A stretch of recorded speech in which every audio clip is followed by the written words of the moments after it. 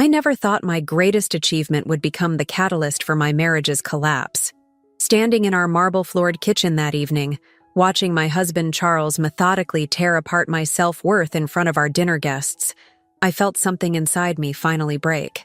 The carefully constructed facade I'd maintained for 15 years cracked, revealing the truth I'd been desperately trying to ignore.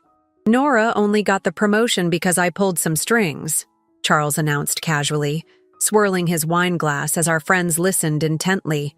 "She's always been adequate, but we all know she needed that extra push." His words sliced through the air like perfectly sharpened knives, each one finding its mark with surgical precision. I gripped the edge of the granite countertop, my knuckles turning white. Our daughter Sophie's 10th birthday celebration had transformed into yet another stage for Charles to perform his favorite act, the successful husband graciously supporting his mediocre wife. The worst part wasn't the humiliation. It was the realization that I'd allowed this narrative to become our reality. The promotion to senior vice president at Reynolds & Shaw Marketing had been my crowning achievement after 12 years of relentless work. I'd sacrificed countless evenings with Sophie, missed elementary school performances, and poured every ounce of my creativity into building innovative campaigns that had transformed our boutique agency into a regional powerhouse. Yet here was Charles, casually dismissing it all with a wave of his hand and that practiced, condescending smile. "Remember when she couldn't even handle the Johnson account?" He chuckled, encouraging our friends to join in. "If I hadn't stepped in—" He let the sentence hang, heavy with implication. The Johnson account, my first major project after returning from maternity leave, Charles had indeed helped by undermining my confidence at every turn, questioning my decisions in front of clients, and eventually taking credit for the successful campaign launch.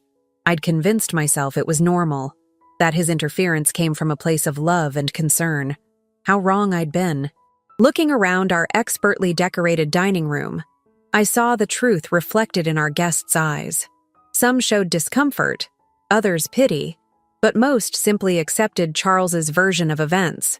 After all, he was Charles Morrison, the brilliant investment banker who'd given his wife a chance to play at having a career.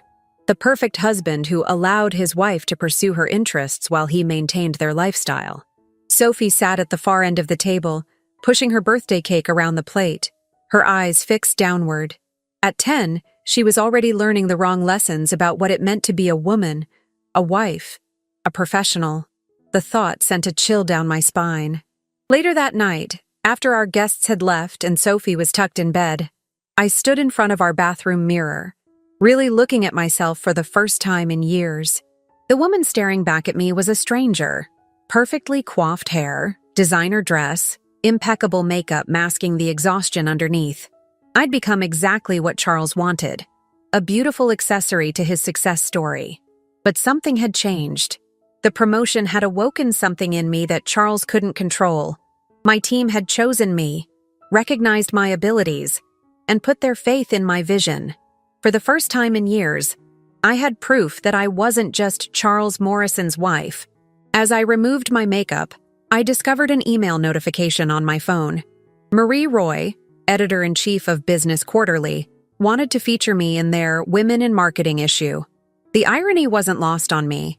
Here was an opportunity to tell my story, my real story, not the carefully curated version Charles had crafted. I closed my eyes, remembering Sophie's face during dinner.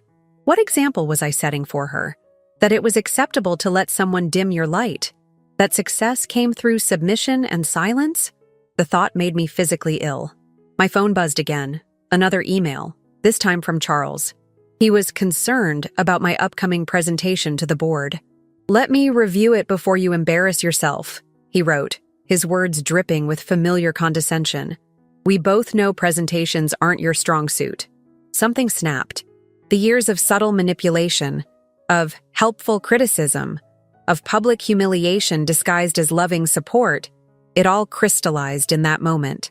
I opened my laptop and began typing a response to Marie Roy. Not the response Charles would have approved, not the sanitized version of my journey he'd crafted, but the truth. As I wrote, I could hear him in the bedroom, talking on the phone about his latest investment deal. his voice confident and commanding. He had no idea that in our elegant bathroom, his perfectly curated wife was finally writing her own story. The question was, would I have the courage to tell it? The cursor blinked on my screen, waiting for my decision. Sophie's future, my future, hung in the balance. I took a deep breath and began to type my truth, knowing that once published, there would be no going back. The perfect facade would shatter, and I would have to face the consequences of finally standing in my own light. The magazine interview changed everything. I spent 3 hours with Marie Roy in a quiet corner of a downtown cafe, far from my usual haunts where Charles might run into his business associates. As I spoke, years of carefully constructed lies began to crumble. I told her about building the agency's digital division from scratch while dealing with constant undermining at home. About launching successful campaigns between attending charity galas where Charles would introduce me as his lovely wife who dabbles in marketing. "You've led some of the most innovative campaigns in the industry," Marie noted, her pen moving rapidly across her notebook. "Yet your husband takes credit for your success?" The question hung in the air, heavy with implications. I stirred my now cold coffee, buying time to formulate an answer that wouldn't sound like the victim's story it was. "Charles believes in supporting my interests," I said carefully, using his preferred term for my career. Marie's pen stopped moving. She looked at me over her reading glasses, her expression gentle, but probing. "Nora, why did you agree to this interview?" The truth burst out before I could stop it. "Because my daughter needs to see that her mother isn't just an accessory to her father's success." That evening, I returned home to find Charles in his home office, surrounded by financial reports. He barely looked up as I entered. "The Roy woman called me," he said casually. "Wanted to verify some details about your career progression." His tone made my blood run cold. "What did you tell her?" I asked, trying to keep my voice steady. "The truth, of course." He finally met my eyes, his smile not reaching them. "That I've been instrumental in your success. That my connections and guidance have opened doors for you." He stood, approaching me with the same measured confidence he used in board meetings. "I protected our narrative, darling, as I always do." I felt the familiar urge to acquiesce, to thank him for his protection. Instead, I heard myself say, "That's not the truth, Charles." The silence that followed was deafening. Charles's expression shifted from surprise to something darker. "Careful, Nora. Remember who you're talking to." "I remember exactly who I'm talking to," I replied, my voice stronger than I felt. "The man who's been taking credit for my work for 15 years?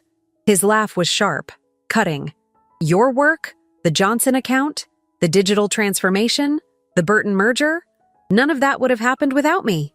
"You're right," I said, watching his face shift to smugness. "They wouldn't have happened without you, because you made sure to insert yourself into every success, to claim every victory as your own. But the ideas, the execution, the actual work, that was all me." "You're being hysterical," he dismissed, turning back to his desk. "We'll discuss this when you're thinking clearly." I placed a folder on his desk, printouts of emails, meeting minutes, presentation decks. The magazine fact-checkers will have these by morning. Everything documented, everything dated. My ideas, my presentations, my successes. My hands were shaking, but my voice remained steady. "You can't rewrite this narrative, Charles." He leafed through the documents, his face darkening with each page. "You're making a mistake," he said quietly.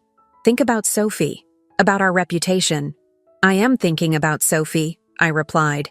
"I'm thinking about what she sees when she watches her father belittle her mother's achievements, what she's learning about her own worth." "I made you," he hissed, mask finally slipping. "Everything you are is because of me." I reached for the door handle, pausing before I left. "No, Charles. Everything I am is despite you." That night, I lay awake in our guest bedroom, listening to Charles pace in his office.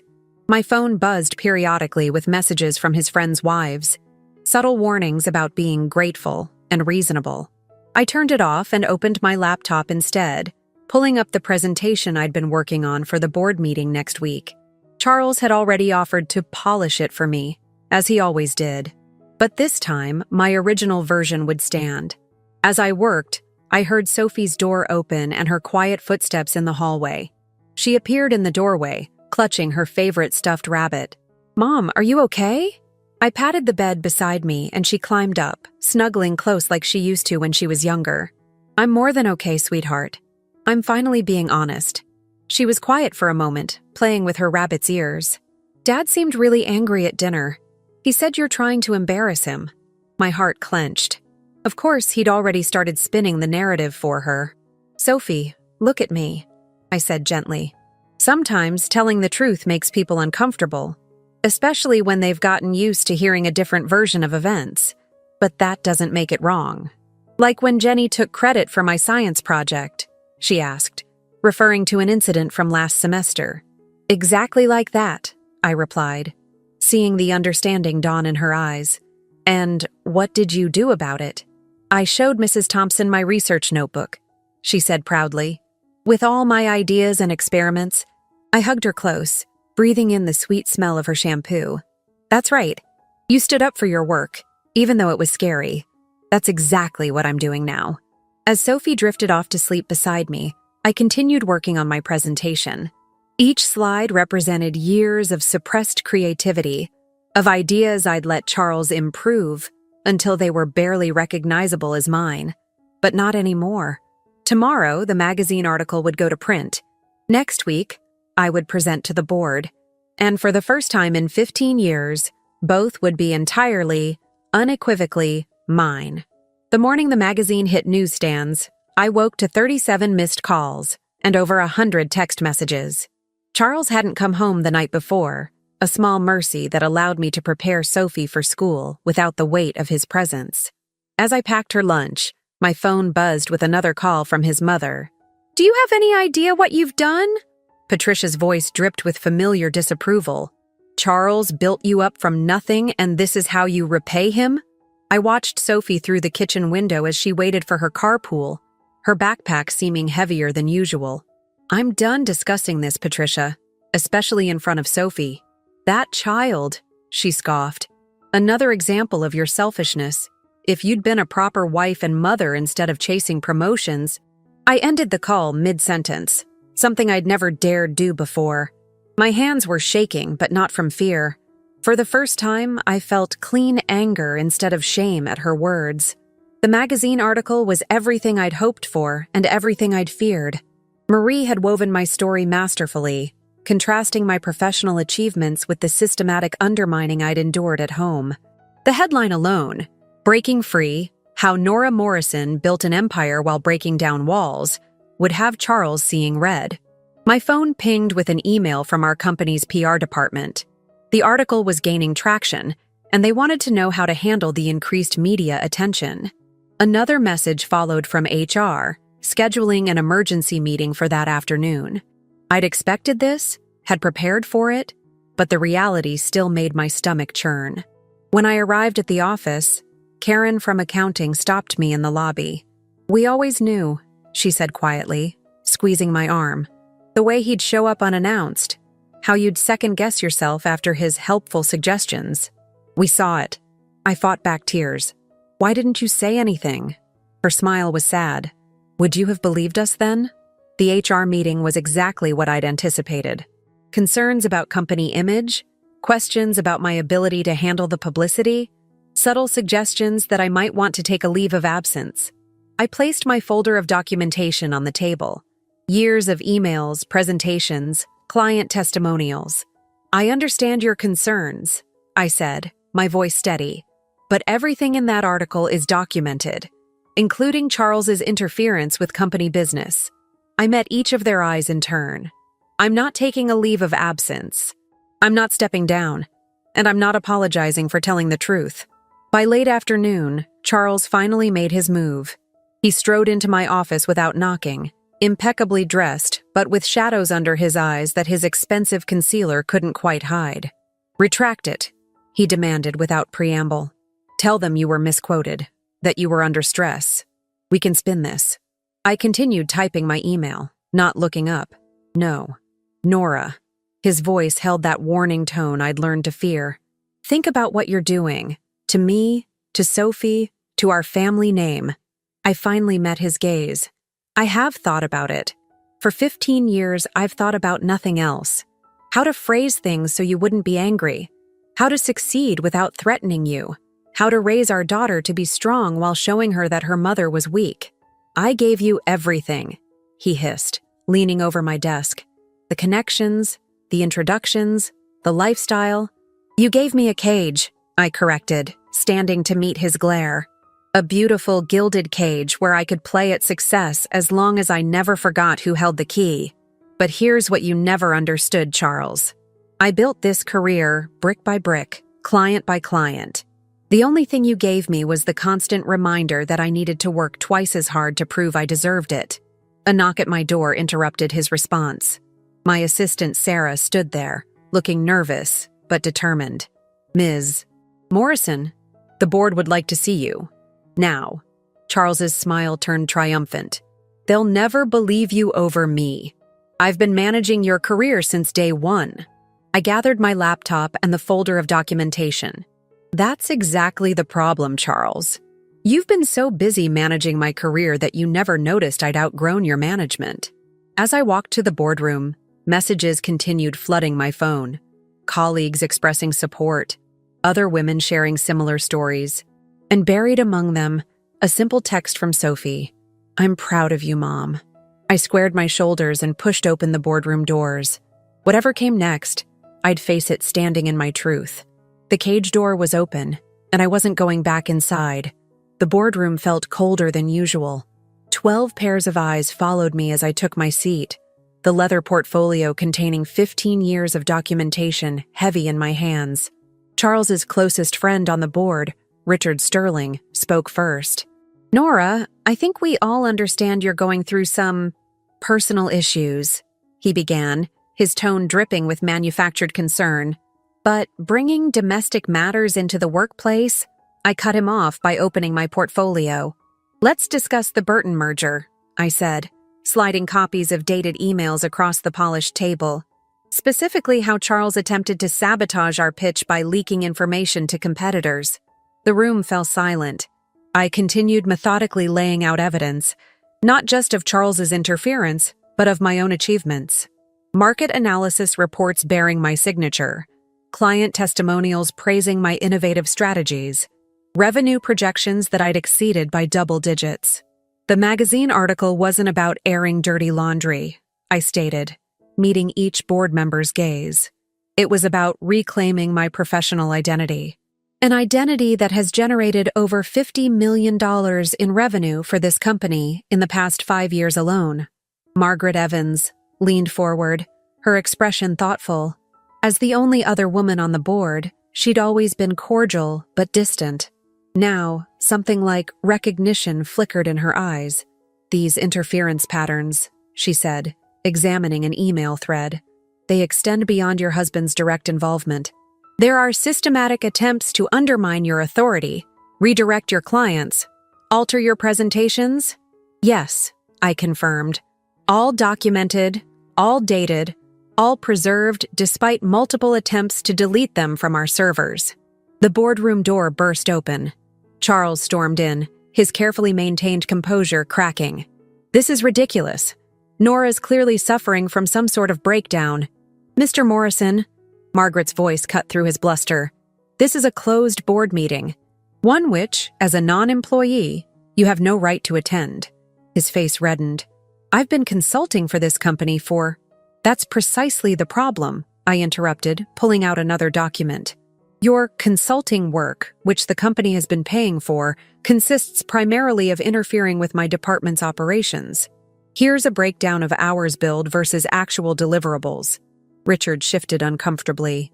Charles has been a valuable advisor. Charles has been billing us for sabotaging his wife's career, Margaret stated flatly. And we've been paying him to do it.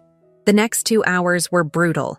Every project, every success, every setback was examined in excruciating detail. I watched my marriage disintegrate in parallel with Charles's professional facade as more board members began to see the pattern. My phone buzzed quietly. A text from Sophie's school. She'd broken down crying during class after some kids showed her the magazine article on their phones. My heart clenched, but I forced myself to focus. I'd taught her that strength sometimes meant facing hard truths. Now, I had to live that lesson. I'm not asking for anything, I concluded, gathering my documents. Except the opportunity to do my job without interference. The magazine article is published. The truth is out. How we proceed from here is up to the board. Charles laughed bitterly. You've destroyed everything. Our marriage, my reputation. No, Charles, Margaret interrupted. She's exposed something that should have been addressed years ago. The real question is how much liability you've created for this company with your actions. I left the boardroom feeling lighter, despite the uncertainty ahead. In the elevator, my phone buzzed again. A message from Sophie. Can we have pizza tonight? Just us? Tears pricked my eyes as I replied, Of course, sweetie. Any toppings you want. Outside, reporters had gathered. Charles's BMW was conspicuously absent from his parking spot. He'd apparently fled rather than face the media. I straightened my spine and walked toward my car, ignoring the shouted questions. I had a dinner date with my daughter, and for the first time in years, I didn't need anyone's permission to keep it. That evening, watching Sophie methodically separate her pineapple from her pizza, a topping choice that would have earned Charles's disapproval, I saw strength replacing fear in her eyes. Mom? She asked, wiping her hands on a napkin. Did you know it would be this hard when you decided to tell the truth? I reached across the table to squeeze her hand. Yes, but sometimes the right things are the hardest things. And sometimes we have to break something completely to rebuild it stronger. She nodded, wisdom beyond her years in her expression. Like when I had to restart my science project after the first design failed? Exactly like that. I smiled, remembering how she'd refused to give up, despite Charles insisting we hire a tutor to fix her work. The truth doesn't break us, Sophie. It sets us free. The divorce papers arrived on a Tuesday morning, delivered to my office rather than our home.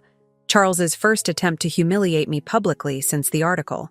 I signed them without hesitation, watching years of manipulation dissolve in streams of blue ink. My lawyer, Rebecca Torres, sat across from me, her expression carefully neutral. He's requesting full custody of Sophie, she warned, sliding another document across my desk. Claiming your recent erratic behavior and prioritization of career over family make you an unfit mother. The words hit like physical blows, but I refused to let them break me. He's never attended a single parent-teacher conference, I replied, pulling up a calendar on my laptop. Here, 15 years of school events, doctor's appointments, dance recitals, all attended by me, most of them solo because Charles was too busy with work. Rebecca nodded, adding the information to her notes. He's also challenging the prenup, claiming your defamation of his character invalidates it. I almost laughed at the irony. The prenup had been Charles's idea, his way of reminding me that everything we had was because of him. Now it would protect the career I'd built despite him. That evening, I found Sophie in her room, surrounded by old photo albums. Dad sent them, she explained, not meeting my eyes. He said I should remember what our family was like before you ruined everything. I sat beside her, looking at a photo from her 7th birthday. Charles stood behind me, his hand on my shoulder looking possessive rather than supportive. I was smiling, but my eyes were distant, already retreating into the safe space I'd built in my mind. What do you see in these pictures, Sophie?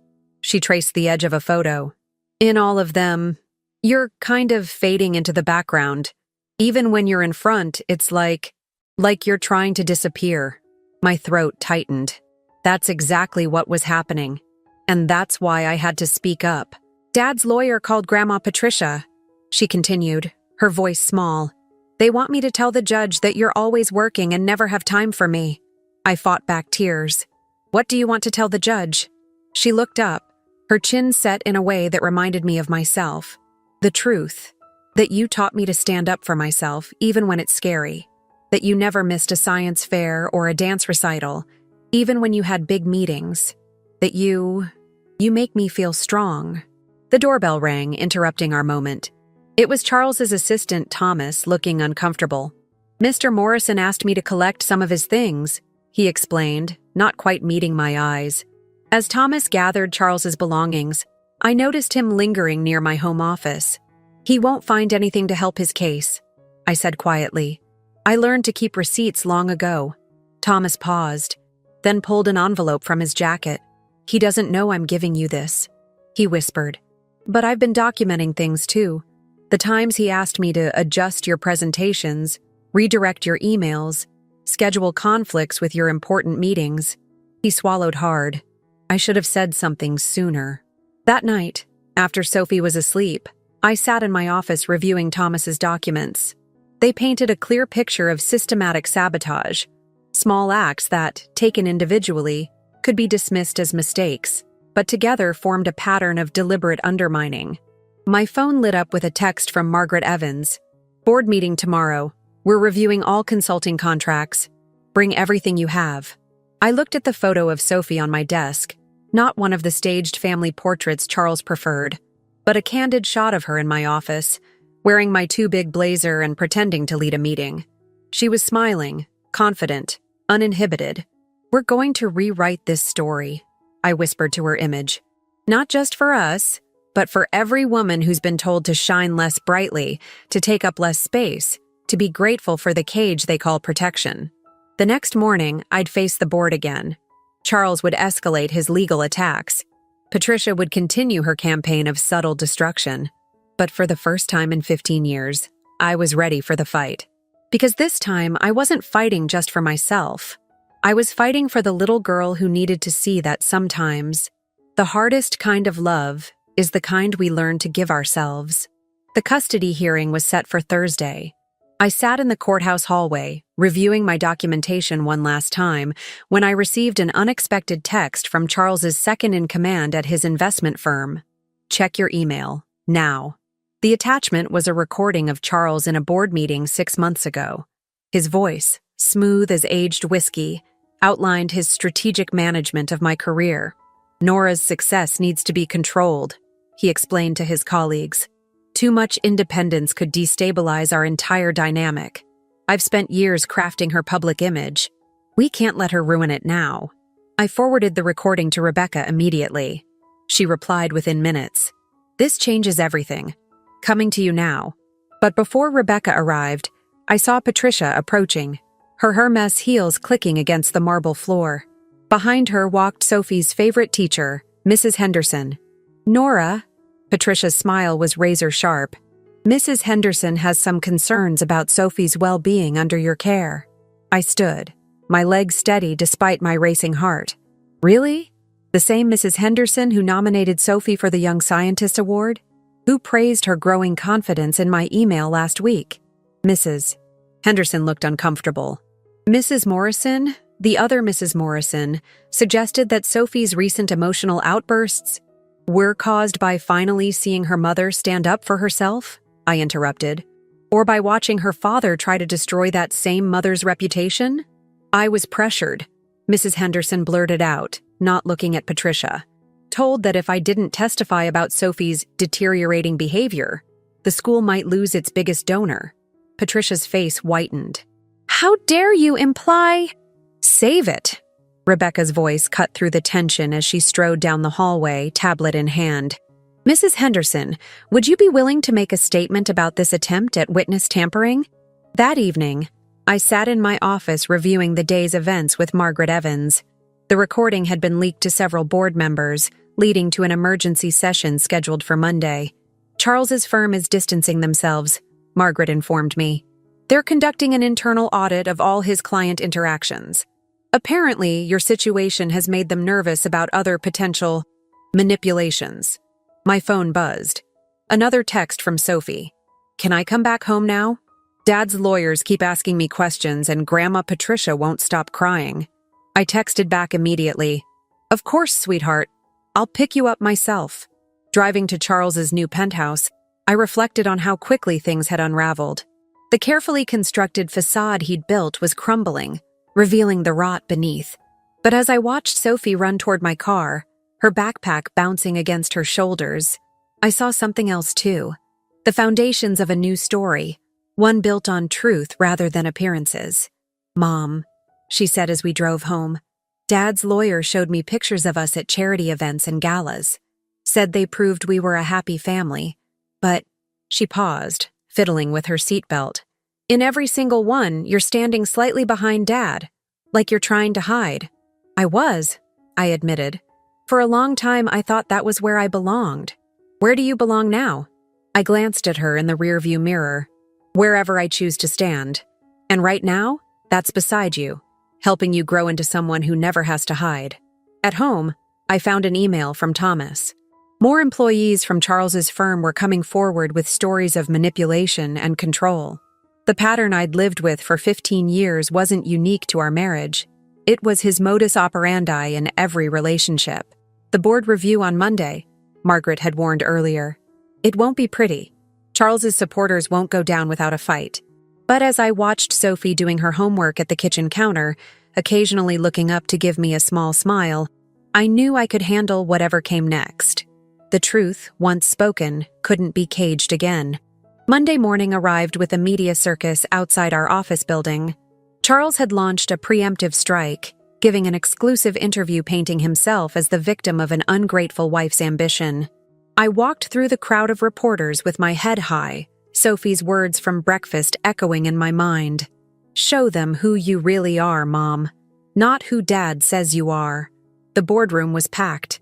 Charles sat at one end, flanked by his lawyers and remaining allies. I took my seat at the opposite end, Margaret Evans beside me. The evidence against Charles was damning. Years of systematic manipulation, financial impropriety, and corporate sabotage, all meticulously documented. Before we begin, Charles's lawyer started, my client would like to propose a settlement. Full custody of Sophie returns to him. Mrs. Morrison steps down from her position, and in return, she receives a generous severance package. I felt, rather than saw, Margaret stiffen beside me. But before either of us could respond, the boardroom door opened. Thomas walked in, followed by 3 other assistants from Charles's firm. We'd like to make statements, Thomas announced, his voice shaking but determined, about Mr. Morrison's pattern of behavior. For the next hour, they detailed years of manipulation, altered documents, intercepted communications, deliberate sabotage of careers, not just mine, but any woman who showed too much promise, too much independence. Charles's face grew increasingly red. They're lying, he sputtered. Nora put them up to this, like you put Mrs. Henderson up to lying about Sophie? I interrupted, sliding the teacher's sworn statement across the table. Or like you put Thomas up to altering my presentations. The evidence was irrefutable. Emails, recordings, financial records showing how Charles had billed the company for hours spent undermining my work. His carefully constructed image crumbled with each new revelation. I made you, he finally exploded. Standing so abruptly, his chair crashed backward. You were nothing when I found you. A junior copywriter with big dreams and no connections. I gave you everything. No, Charles, I replied calmly. You took everything. My confidence, my independence, my voice. But you made one crucial mistake. You let me keep my talent. And talent, unlike your kind of power, grows stronger in silence. The board's decision was unanimous. Charles's consulting contracts were terminated. An external audit would be conducted of all his interactions with the company, and I would retain my position, with expanded authority over the digital division I'd built. Outside the boardroom, Margaret squeezed my arm. The judge will want to see today's transcripts, she said, particularly Charles's outburst. It supports everything you've documented about his controlling behavior. That evening, I picked Sophie up from school. She climbed into the car, clutching a paper with a big red A+. My essay about strong women won first place, she announced proudly. I wrote about you. Tears pricked my eyes as I read her words. My mom taught me that sometimes the bravest thing isn't fighting the dragons. It's admitting they exist in the first place. She showed me that speaking the truth, even when it hurts, is better than living a lie that slowly kills your spirit. At home, I found an email from Marie Roy. The magazine wanted to do a follow-up story, not about Charles or the scandal, but about the digital marketing innovations I'd pioneered. It's time, Marie wrote. for the world to see your work, not your wounds. I looked at Sophie's essay again, displayed proudly on our refrigerator. The dragons were still there. Charles's lawsuit, Patricia's social warfare, the whispers and judgment of those who preferred the comfortable lie to the uncomfortable truth. But for the first time in 15 years, I wasn't facing them alone. More importantly, I wasn't facing them from a position of weakness, but from a place of hard-won strength. The custody hearing lasted 3 days. Charles's carefully crafted image of the devoted father crumbled under the weight of reality. Missed parent-teacher conferences, forgotten birthdays, and Sophie's detailed calendar showing who had actually been present for every important moment of her life. "Your Honor," Charles's lawyer argued, "my client provided a stable, affluent environment. Money isn't stability." Sophie interrupted from the witness stand, her voice small but steady. "Mom showed me that being honest about who you are is more important than pretending to be perfect." The judge's ruling was clear. Primary custody to me, with Charles granted supervised visitation pending completion of family therapy.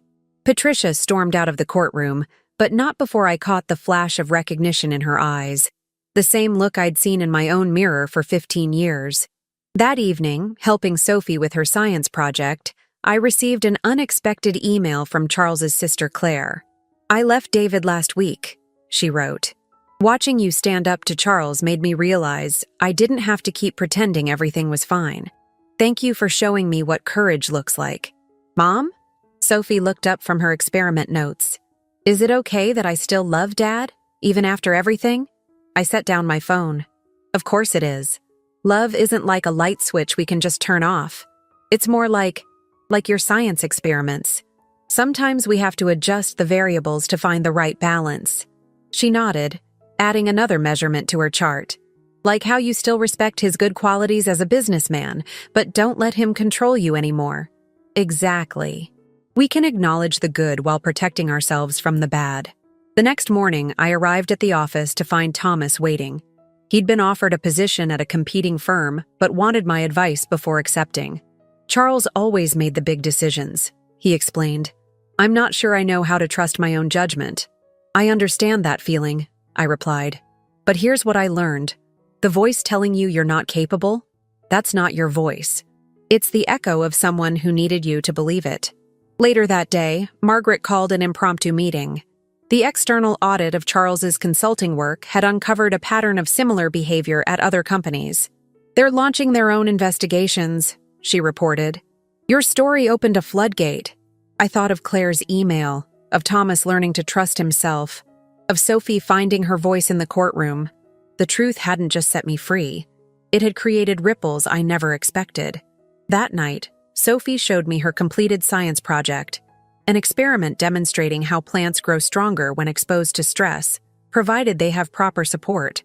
"See, Mom?" She pointed to her results. "The plants that faced challenges but had good soil and support grew the tallest, just like us." I hugged her close, breathing in the familiar scent of her shampoo mixed with the marker pens she'd used to color her presentation board. We'd survived our own experiment in truth-telling, and like Sophie's plants, we'd grown stronger through the struggle. My phone buzzed with a text from Rebecca. The judge had denied Charles's appeal of the custody ruling. "Time to focus on the future," she wrote. "You've earned it. The future." For so long, it had been something I viewed through Charles's lens, filtered through his expectations and limitations. Now it stretched before us, wide open and full of possibility, ready to be written in our own words. 1 year later, I stood at a podium accepting an Industry Innovation Award. The irony wasn't lost on me. It was the same award Charles had once accepted on my behalf. But this time, as I looked out at the audience, I saw different faces. Sophie, beaming proudly. Margaret, who'd become both mentor and friend. Thomas, thriving in his new role. And surprisingly, Patricia. She'd shown up unannounced at my office 3 months ago, looking smaller somehow, more human. "I've been seeing a therapist," she'd admitted, "trying to understand why I helped Charles dim your light. Maybe because mine was dimmed so long ago, I forgot it could shine at all." Now, as I delivered my acceptance speech, I caught her eye in the crowd. Success isn't about power over others, I said into the microphone. It's about empowering ourselves to be authentic, even when that authenticity makes others uncomfortable. Sometimes the greatest achievement isn't in winning awards. It's in helping others find their voice after losing it for so long. The magazine's follow-up article had sparked a movement within the industry. Women began sharing their stories of workplace manipulation and domestic control. Companies started examining their cultures more closely. Change was happening, not in grand gestures, but in small, courageous moments of truth-telling. Charles had relocated to the West Coast, accepting a position that kept him far from the ripples of change he'd inadvertently sparked. Our last conversation had been surprisingly quiet. "I did love you," he'd said. "In my way." "I know," I'd replied. "But love shouldn't require shrinking ourselves to fit someone else's frame." Sophie divided her time between us, spending school weeks with me and monthly long weekends with Charles. She'd started a support group at school for kids with divorced parents, showing the same strength in helping others that she'd witnessed in our journey.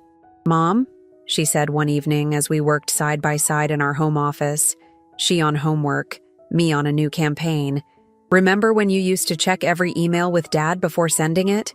I nodded, remembering the constant second-guessing, the careful editing of my own voice. "I'm glad you stopped," she continued, "because now I know what real strength looks like. It's not about having power over someone else. It's about having power over your own story." The following week, I launched my biggest project yet, a mentorship program for women in marketing, focusing on building confidence alongside competence. Our first meeting filled every seat in the conference room. "The hardest prison to escape," I told them, "is the one where you're convinced you deserve to be there. But here's the truth. Your voice matters. Your ideas matter. Your story matters." Looking around the room, I saw reflections of my former self in their eyes. The hesitation, the careful self-editing, the fear of taking up too much space. But I also saw something else, the spark of recognition, the beginning of their own journeys toward authenticity. That evening, as Sophie and I walked home through the city streets, she slipped her hand into mine. "You know what's funny, Mom? Dad always said he made you who you are. But really, you became who you are by unmaking everything he tried to make you into." I squeezed her hand, thinking of all the women in that conference room, of Patricia finding her voice in therapy, of Claire building a new life, of every person learning to speak their truth. "Sometimes," I replied, "the most powerful thing we can do is simply be ourselves, unapologetically and completely. Everything else, success, recognition, love, those things mean nothing if we lose ourselves in the process of achieving them." Sophie nodded, wise beyond her years. "That's what I'm putting in my college application essay. How my mom taught me that real success isn't about what other people see. It's about being able to look in the mirror and recognize yourself." We reached home, our home, where every room now held our truth, our story, our light. No more shadows, no more shrinking, no more carefully constructed facades. Just us, standing tall in our own power, writing our own story, one authentic page at a time.